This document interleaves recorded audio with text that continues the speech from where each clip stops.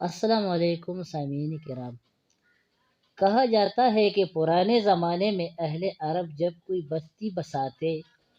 تو ایک ہی طرز اور ایک ہی شکل کے کچے مکان بناتے۔ مٹی سے بنے گھروں کے اوپر کھجور کے پتوں سے بنی چھت، جس کے نیچے ستون کے لیے بھی کھجور کے درخت کا تنا استعمال کیا جاتا۔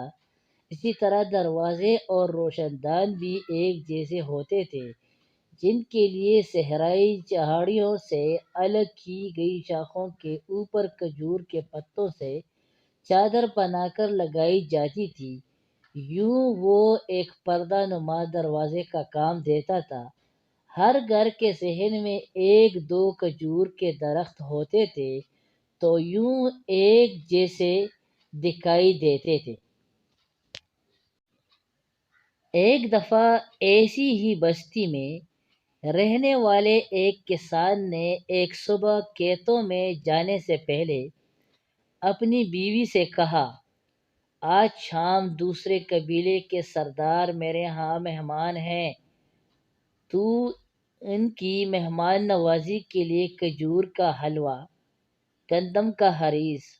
اور زیتون کے تیل میں بکری کی ران بھون کر تیار رکھنا، اور بازار سے تمام ضروری اشیاء لے کر بیوی کے حوالے کرنی، اور بکریاں لے کر کھیتوں کی جانب چلا گیا۔ کھجور کے پکنے کا موسم تھا۔ حبس اور بلا کی گرمی میں جب پیڑوں کا سایہ بھی مسافر کو راحت نہیں دیتا تھا تو وہ کسان دوپہر کے وقت ہی کھیتوں سے واپس گھر کی جانب چل دیا۔ باڑے میں بکریاں باندھ کر جیسے ہی گھر داخل ہوا تو اس نے دیکھا کہ اس کی بیوی تو منہ لپیٹ کر چٹائی پر بے خبر سو رہی ہے، اور گھر میں کسی بھی قسم کے کھانے کی خوشبو بھی نہیں آ رہی۔ تو گرمی سے بے حال اس شخص کا غصہ اپنی انتہا کو جا پہنچا۔ فوراً لاٹھی اٹھائی اور پوری قوت سے بیوی کی کمر میں دے ماری، اور ساتھ غصے میں ڈانٹتے ہوئے کہنے لگا، اگر شام تک کھانا تیار نہ ہوا تو تمہارے لیے میرے گھر میں کوئی جگہ نہیں ہے۔ یوں غصے میں برا بلا کہتا ہوا وہ گھر سے باہر نکل کر پانی پینے کی غرض سے باورچی خانے میں گیا تو اس کو احساس ہوا کہ وہ تو غلطی سے اپنے پڑوسی کے گھر میں آ گیا ہے، اور اوپر سے اس نے پڑوسی کی بیوی کو پیٹ بھی ڈالا تھا۔ پریشانی اور گھبراہٹ کے عالم میں فوراً وہاں سے بھاگا اور اپنے گھر میں گیا تو دیکھا ہر چیز بہترین طریقے سے تیار اور رکابیوں میں سجی ہوئی ہے۔ شام کو جیسے تیسے کر کے اس نے سردار کی دعوت کی، اور اس کو رخصت کرنے کے بعد وہ اپنے پڑوسی کا انتظار کرنے لگا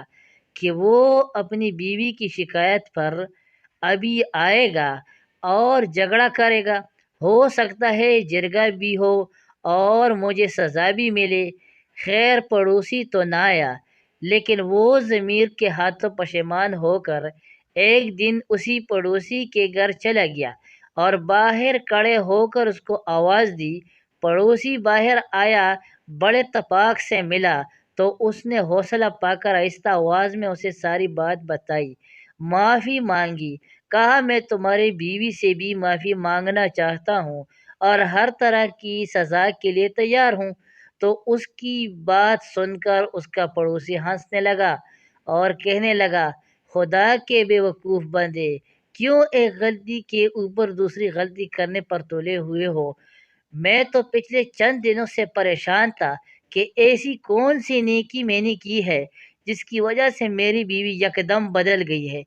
مجھے تو اس قصے کا پتہ ہی نہیں تھا، اور میری بیوی بھی شاید سمجھ رہی ہے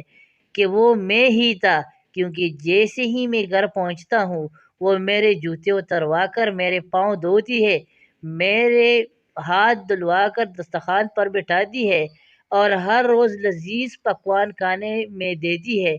میری ٹانگیں دباتی ہے،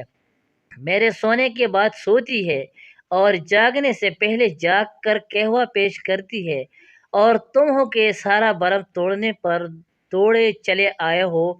سنو یہ کچھ دینار میری طرف سے رکھ لو، اور ایسا کرو مہینے میں ایک آدھ بار ایسی غلطی کرنے ضرور آ جایا کرو۔